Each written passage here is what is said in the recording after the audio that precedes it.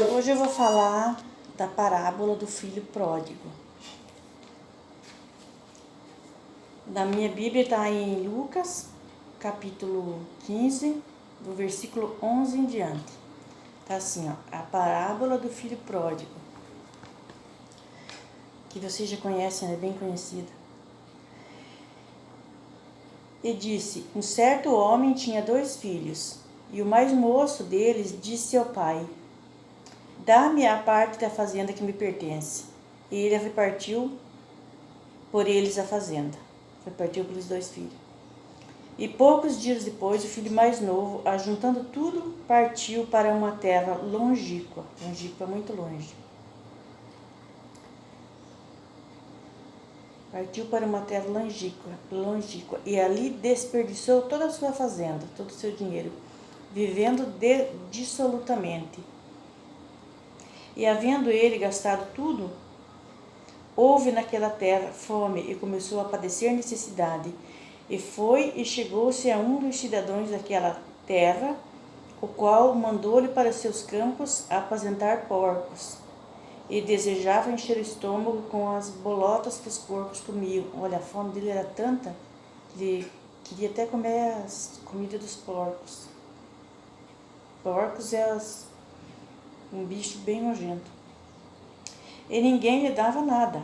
E caindo em si, ele caiu em si e disse: quantos trabalhadores de meu pai têm abundância de pão, e eu aqui pereço de fome.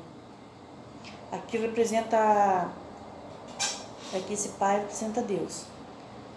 E esses filhos representam nós. Quando saímos de perto do pai, a gente perde tudo.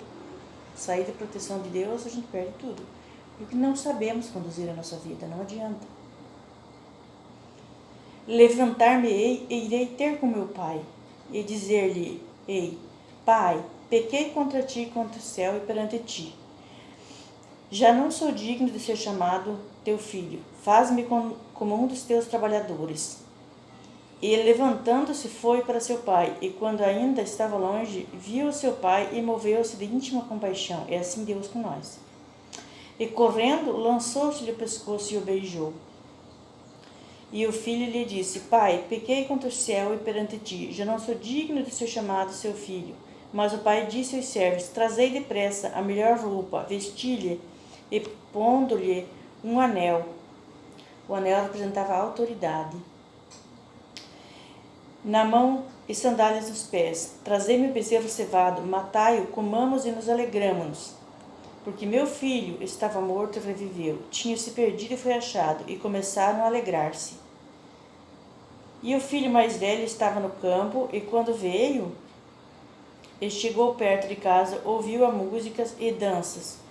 E chamando um dos servos, perguntou-lhe: que era aquilo?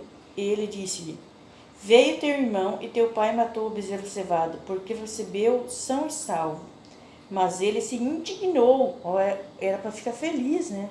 Que o irmão voltou, ele se indignou e não queria entrar.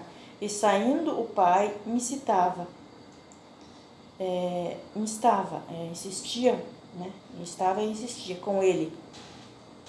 Mas respondendo ele, disse ao pai: eis que te sirvo há tantos anos, sem nunca transgredir o teu mandamento, e nunca me deste um cabrito para alegrar-me com meus amigos. Vindo, porém, este teu filho, ele estava com tanta raiva que me chamou de irmão, chamou este teu filho, que desperdiçou a tua fazenda com as meretrizes, mataste-lhe o bezerro cevado. E ele disse: filho, tu sempre estás comigo, e todas as minhas coisas são tuas. Mas era justo alegrar-nos e regozijar-nos, porque teu irmão estava morto e reviveu, tinha se perdido e foi achado. Olha a diferença. Ele saiu de perto da proteção do pai, ele perdeu tudo, os bens materiais. Mas ele tinha ainda aquela luz no coração, porque ele voltou para o pai. E aquele que estava lá junto com o pai, sempre é aquele que não estava bem. A gente sempre ouve dizer que é aquele que pegou e foi e gastou aquele que não estava bem. Aquele errou, ele pecou de ter pegado, ido e gastado e saído de perto do pai. mas o irmão dele estava pior. E isso representa, às vezes, uma pessoa dentro da igreja. Às vezes, uma que vai tanto, eu não estou dizendo que não é para ir na casa do Senhor. Porque eu frequento também. É para ir. Só que a gente não deve julgar quem quase não vai, porque às vezes a pessoa está lá dentro da igreja e está pior do que aquela que quase não vai. Porque aqui está contando, aquele que estava perto do pai estava pior do que aquele que estava longe. Por quê? Porque ele não abria o coração. E Deus era cavalheiro, ele não invade. É nós que tem que abrir o coração e deixar ele trabalhar. Aquele estava perto, mas ele estava pior, ele estava mal, ele não estava bem. Se ele estivesse bem, ele tinha se alegrado com a volta do irmão. E ele se indignou. Ele ficou com raiva, ele sentiu ciúme, ele sentiu inveja. E não queria comemorar. Chamou esse teu filho, nem chamou de irmão. Aqui representa uma pessoa que serve a Deus a vida inteira. E um que se desvia, mas na hora da morte aceita Deus, pede, se reconcilia e pede perdão, é salvo igual aquele que serviu a vida inteira. Então aquele que serviu a vida inteira vai ficar com raiva? Porque aquele que se arrependeu na última hora foi salvo? Não. Você tem que se alegrar. Mesmo que seja no último suspiro, se nós puder falar com alguém para aceitar Jesus e partir salvo, a gente tem que falar. Porque Deus disse, os anjos queriam pregar o evangelho, Deus disse, não, o homem veio falar, se o homem não falar, as pedras vão falar.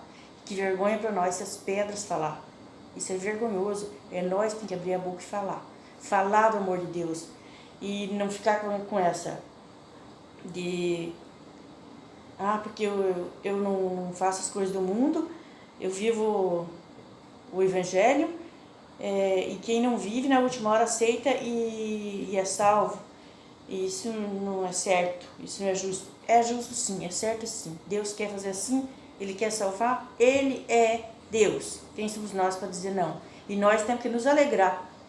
Mesmo que uma pessoa seja mal a vida inteira, um bandido seja bandido a vida inteira, na hora da morte ele aceita Jesus e peça perdão, seja salvo, nós temos que se alegrar.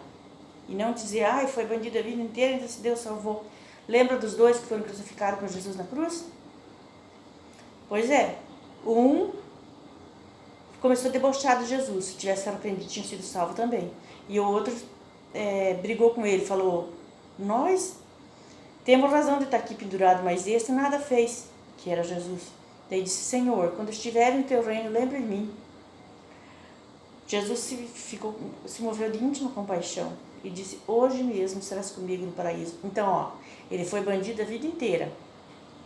Só que ali pregado na cruz, ele ia morrer. Ali ele não tinha mais uma chance de se batizar. Então, ele aceitou Jesus ali, Jesus perdoou e salvou. E o outro só não foi salvo porque começou a debochar de Jesus, ainda, em vez de se arrepender. Mas tem que se alegrar, mesmo que... Com quantas pessoas a gente conseguir alcançar para Jesus, o reino de Deus. Se a gente puder alcançar o mundo inteiro.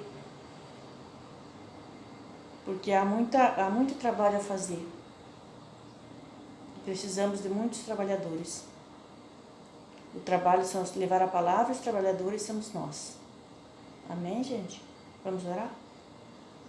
Senhor, meu Deus, muito obrigado pela oportunidade que o Senhor nos dá a cada dia de falar da Tua palavra, de viver o Teu Evangelho, de viver a Tua palavra, viver os Teus mandamentos, de levar para cada lar, de levar através das mídias sociais, no Brasil inteiro e em outros países. Não é só eu que falo da palavra, e graças a Deus por isso, tem milhões de pessoas. E cada dia levante mais, Pai, precisamos de mais trabalhadores, levante mais. Coloque vontade no coração dessa pessoa que vai ouvir esse vídeo, no coração dela, de falar a Tua palavra. Mesmo que ela mande imprimir e distribua com versículos bíblicos, ou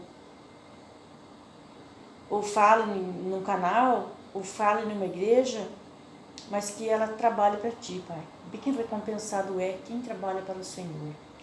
Glória a Deus, em nome de Jesus que eu oro. Amém. Beijos, meus amores.